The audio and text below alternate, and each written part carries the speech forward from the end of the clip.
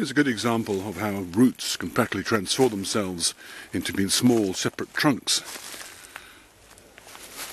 This is a Rowan or mountain ash, and what's happened here is this tree has fallen when this ash here was perhaps just a seedling, and it somehow managed to find purchase in the ground despite it being disturbed, the soil being washed away and so on. This is very typical of mountain ash. You very commonly see them on moorland growing in between split boulders. Sometimes when the boulder itself has split in half with frost, a seed has dropped in and the Rowans managed to grow inside. So they're highly adapted to a disturbed substrate.